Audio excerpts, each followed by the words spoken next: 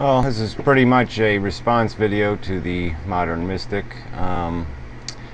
He brought up the subject of purpose, the purpose of life. What we replace God with, a creator, a intended design, and what's the overriding philosophy? Why are we here? What are we doing? What are we accomplishing? Big subject, really big. Lots of angles to it anyway.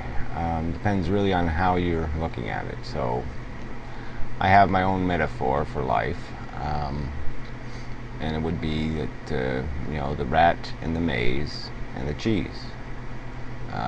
Nature inspires in us need. Okay, and we chase things. We chase in this structure we call a society. We chase in this structure we call the physical laws. We can't fly, we don't have superpowers. And we chase in the context of being on a planet with 6 billion other chasers.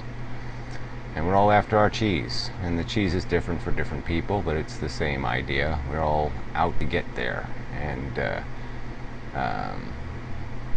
we can take different roads to get there, different paths, and we can, we have to fight with each other to get there, because whoever gets there first is going to get the most. It's kind of the way it works. It's a competitive system. The way we've constructed our societies that's what it's based on.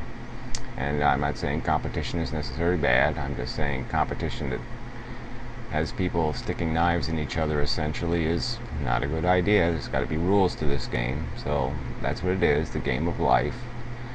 So if you can accept the metaphor that the game of life is applicable to a rat in a maze and cheese, then where do you go from there? My argument would be is that we have this intelligence. Unlike the other animals that are stuck in the maze, we are not. And so we can climb out of the maze, and we can look at the maze, and we can look around, and we can say, well, who's putting the cheese in the maze? That'd be the first question, right? Where's the cheese come from? And so I've tried to explain that in other videos, that we are creatures of nature. We have been built to want and to need. That's it. It's a contrivance of nature's. It's a construct of nature's. But it wasn't deliberately intended. It wasn't purposeful in any intellectual meaning of the word.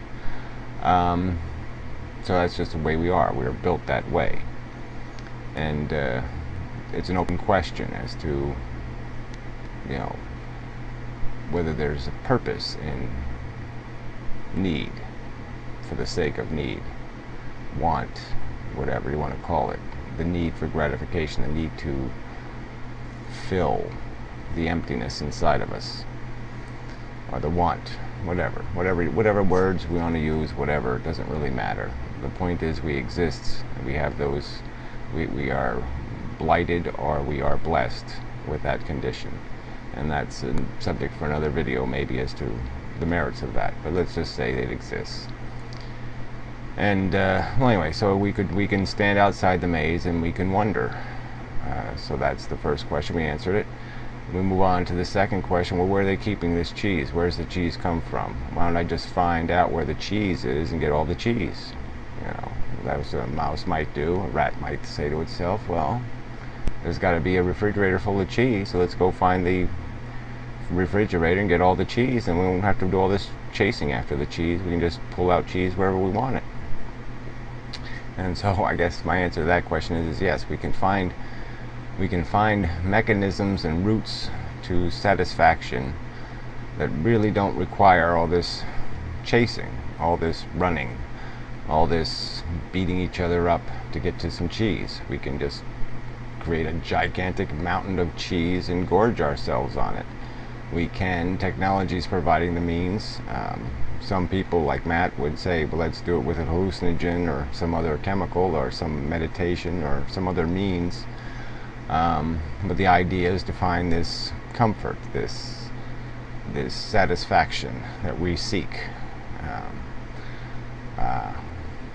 And we are there. We are on the brink of that solution. We can modify the world to suit our needs almost perfectly. We can even create ourselves in an image or in a manner that makes it so it's very easy for us to just reach the cheese and pluck it out and consume it, and we can live in bliss. Obviously there's a catch to that, in that it makes it even more apparent that that's all we're doing. We're just gorging a need. We could put our brains in a beaker and keep them chemically happy and perpetually orgasmic, whatever the utopia is. And then the question is, well, what's the accomplishment in that? I mean, how many beakers should we have? 6 billion beakers? 10 trillion beakers? I mean, we really kind of make a joke out of ourselves if we extend that to its logical conclusion, because then we are making it quite apparent that that's all we are about, is the gratification. And so then it makes it even more obvious that, well, eliminate the need for the gratification and you could eliminate the need for us. I mean, just why bother? So that's another paradox of this kind of conversation, is that you're going to run into that wall of, really, are we really accomplishing anything? If that's all we're about is satisfying our needs, if there's no grander purpose, then maybe there is no purpose at all. And so you might also, as a rat on the top of the maze, looking around, seeing the maze and saying, no, I'm not going back there. I mean, that's just, that's just crazy, just cheese chasing nonsense. I'm hungry, but I don't want to perpetuate that game. And then we could even look at the maze and we could say, well, look, if we just take out some of these walls and we just manipulate this a little and change this a little and create a few rules of the game, we don't have to have all this carnage. The competition can be productive. It can be beneficial to all, and we won't be throwing people off ladders to 50-foot drops. They'll only drop 4 feet. There won't be ruin. There won't be horror. There'll be a healthy competition. And so I've proposed some changes to the maze design, the social structure, that I think would do that, that I think would benefit all players, to create a fairer, more honest, more productive game that will,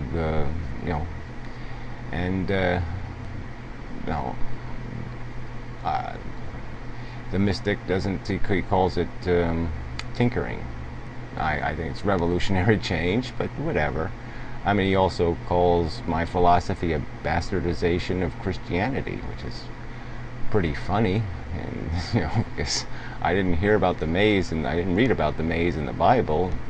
I didn't read about the purposelessness and the rest of it in the Bible, so I guess I don't see that much similarity. Jesus was basically a mat, and Jesus was saying, back to nature, back to nature.